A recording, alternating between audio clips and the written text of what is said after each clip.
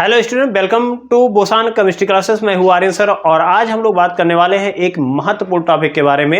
यानी class 12th में अगर आप हैं और यूपी बोर्ड 2025 का एग्जाम देना चाहते हैं, मतलब इस साल, तो अब देखा जाएगा कि इसमें जो इम्पोर्टेंट क्वेश्चन है वो क्या है। जैसा कि पिछले साल के जो एक्सपीरियंस है, जो स्टूडेंट्स जो है, मेरा रिकॉर्ड है कि 98, 97, 97, 98, मतलब बहुत से बच्चे लेकर के आए हुए हैं। ठीक है, तो उसके अकॉर्डिंग मैंने तैयार किया हुआ पिछले साल के भी क्वेश्चन जो है उसको मैंने पढ़ा और बहुत अच्छे से एनालिसिस करके ये मैं आपको बताने की कोशिश करूँगा कि आपको एग्जाम में क्या पढ़ करके जाना चाहिए और क्या सावधानियाँ रखनी चाहिए, ताकि आपका मेहनत भी कम लगे और 100% आपका जो स्कोर है वो हो जाए। ठीक है, तो चलिए हम बात करते हैं यहाँ पे।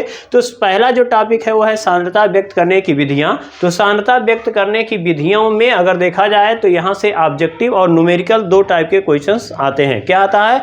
ऑब्जेक्टिव क्वेश्चन आता है और न्यूमेरिकल आता है। तो आपको न्यूमेरिकल किस पे ध्यान देना है? तो न्यूमेरिकल ध्यान देना है मोल प्रभाज पर। किस पे?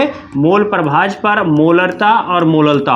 अब कहोगे कि सर न्यूमेरिकल के क्वेश्चन कौन से करने हैं, तो मैं आपको बता रहा हूँ। खाली आप जाएंगे एनसीईआरटी, कौन सा?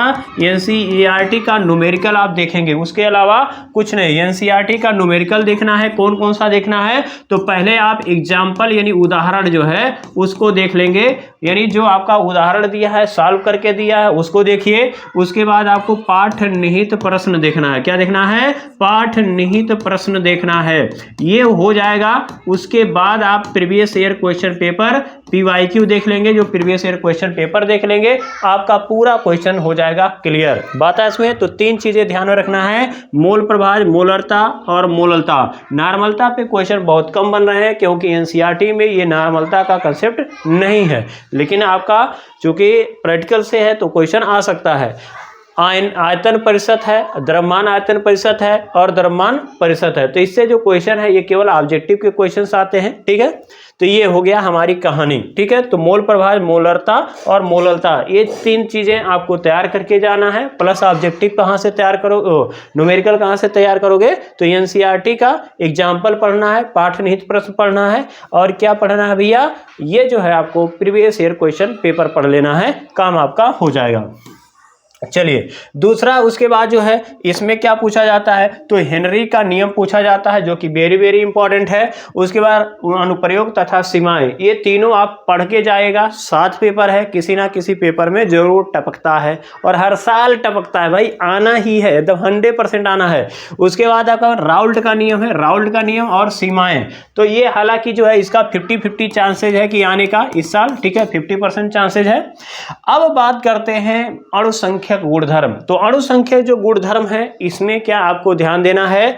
तो देखो, वाष्प दाब का अपेक्षिक अवनमन, वाष्प क्वथनांक का उन्नयन, हिमांक का अवनमन, प्रासरण दाब और वांट हाफ गुणांक। तो यहां से रिलेटेड ये चारों टॉपिक आप छोड़ नहीं सकते। मैक्सिमम जो क्वेश्चन, जैसे 7 नंबर है, तो 7 नंबर में अगर देखा जाए तो 4 से लेकर के 5 यानी 7 नंबर का पूरा चैप्टर है। तो 7 नंबर में यहां तक देखा गया है कि 5 नंबर का क्या आया है? न्यूमेरिकल आया है। कितना आया है भैया? 5 नंबर तक का न्यूमेरिकल पिछले साल पूछा हुआ है और 2 नंबर की थ्योरी पूछी गई है। तो इसका मतलब क्या है कि बिना न्यूमेरिकल किए हमारा नहीं होगा।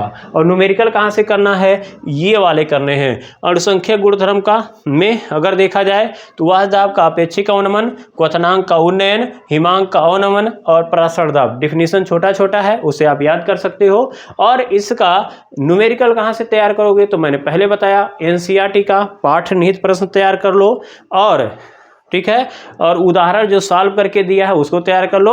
और प्रीवियस ईयर क्वेश्चन जो है आप कर सकते हो। कौन सा? 2022 का कर लो, ठीक है, 2023 का कर लो, 2023, 2024, ठीक है, 2023, 2024, 2022, 2021, इतना क्वेश्चन आप कर लेंगे, आपका क्वेश्चन सब कुछ क्लियर हो जाएगा। बाहर से कुछ पढ़ने की जरूरत नहीं पड़ेगी। ठीक है, उसके बाद वांट हाफ गुणांक है, इसको आप पढ़ लेंगे। तो इतना ही आपको पढ़ना है। ठीक है, और एक है बर्कले हार्टले विधि द्वारा प्रासरण दाब की गणना। ठीक है, तो प्रासरण दाब जो है कैसे ज्ञात किया जाता है, तो उसके लिए आप पढ़ सकते हो। लेकिन पहले पूछा जाता था, अब वो नहीं पूछा जा रहा है, तो उसके भी चांसेस बहुत कम है। ठीक है, तो क्या करना है?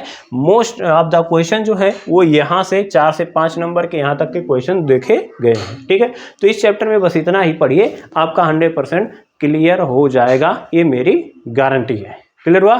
तो चलिए मिलते हैं नेक्स्ट वीडियो में, तब तक के लिए जय हिंद।